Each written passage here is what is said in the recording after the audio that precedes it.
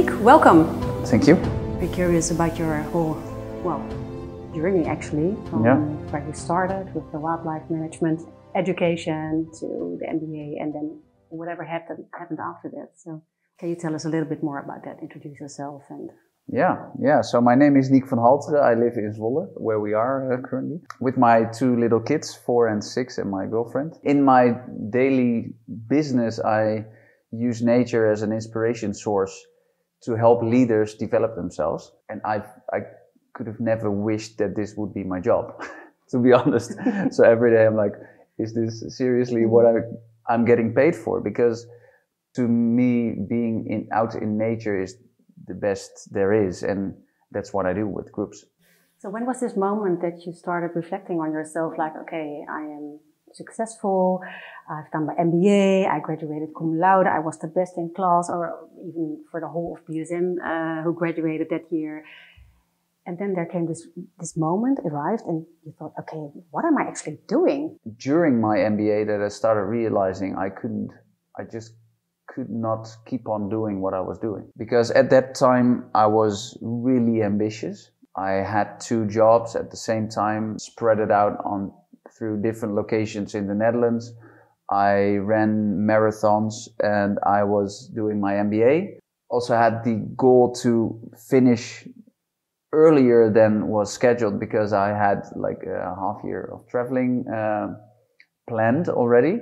So, and at that point I struggled getting into sleep. My body was giving stress symptoms like hyperventilation and dizziness, and I was, whoa, this is the first time I knew I was stretching myself, but I was also thinking I was doing a good job because I managed and I had great results on many different themes. But that was the first time that my body was sort of telling me, you need to slow down. What really helped me was going into nature. So it was, I think, the 2nd year of my MBA that I started going into nature without a phone and just sit against a tree for a full day. And that was the best way to reflect and ask myself, is this the person I want to be? And even if I'm successful, is this sustainable?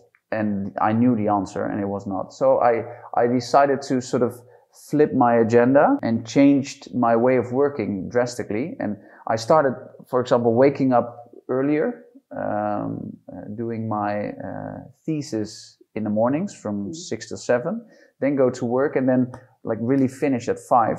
So I had leisure time in the evenings, where before that I was studying until 11 and working, and it was a mixture of all things, and then going out at 9 in the evening to run half a marathon to train for a full marathon, and it was insane. So I learned a lot during my MBA, maybe even more from what I struggled from than the classes we had. I mean, it was a life experience.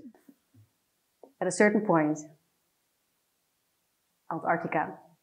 Yeah. If you're talking about experiences, why Antarctica? Yeah, so why Antarctica? I mean, it crossed my path. I didn't seek for it. At a certain point, I got in contact with the director of this old ship, a ship more than 100 years old. Oh, wow. So everything has to be done by hand, and it goes to Antarctica, which is a place where, I mean, it's the only continent where nobody lives. And it sounds quite challenging because you have to cross Drake's Passage, which is the roughest sea in the world. You ask me why? That's quite personal because I work a lot with the natural elements. So we have earth, which is like, are you able to ground yourself? Air, which is like, are you able to sort of visualize things, to analyze stuff? Fire, which is my natural element. I have a lot of fire. I can... I'm goal-oriented, as I already told you. Water is about the emotional life. Water is about being able to fully surrender. And last year, that was the element I wanted to work on. Being 4 weeks on the water, at sea. Totally surrendering. So that crossed my path in the year I wanted to work on the natural element water. So I just had to do it. How did this whole experience change your leadership vision? So over the past years, I discovered how important the body is in leadership. I've spent years leading teams, mainly by using my rational mind, overthinking stuff, scheduling up to the details of a day or of a program. And I can't do that anymore. And this is what I work on with leaders, how to use the body, how to use our senses, because there's so much intelligence in the senses. And if we use our sensory capacities, we can read between the sentences. And talking about transitions, I mean, we're in a world of transition. The only way to get people moving, the only way to get people into change is to use the senses to really understand what's going on inside them. And this body is like a storage of emotional experiences. This is we're so deeply conditioned, like 95 to 98% of the day we act based on how we're conditioned in the first 6-7 years of our lives. So it is stupid to think that we can just change by only giving arguments. Yeah. We first need to get in touch with what we truly believe, and what we truly believe is already created in the first 6-7 years of our lives. So having that true conversation with people, like, how do you feel? What happens right now? If we talk about change, what occurs? And what can we see in what people experience and respond to that? So it really requires of leaders to be fully present, but to also really understand how the brain and the body works, because that's the only way to really connect with others. So which aspects of the MBA proved valuable for you? Like, think of certain subjects, concepts, or maybe your own team experiences. So what the MBA really brought me is to always dig deeper and trying to really understand the whole perspective of a problem. Before that, I'm quite energetic and enthusiastic, and I can really dive into stuff, but that can also be just part of the truth. Where the MBA really helped me to take a step back, to really observe what the bigger perspective is, and not forget about one perspective. And I mean, having all these different lessons with all the different perspective on what an organization looks like, for example, really helped me to get more trust in working with leadership teams, for example, right now. Because of my MBA, I know more about all the challenges that can arise on different topics, on different subjects. It doesn't make me an expert in all of it, but I do understand the bigger picture. And you've learned to be able to look beyond the question. Yeah. And the solution is not always the solution that you would have expected, because there's more to it sometimes, not always. Yeah, and I learned that asking a question is more important than making a statement. So you actually also collaborate with a lot of people coming from different places all over the world. Did you notice any parallels within the international aspect of Business School Netherlands when you were? What I really liked in the MBA program of Business School Netherlands was the international aspect of it.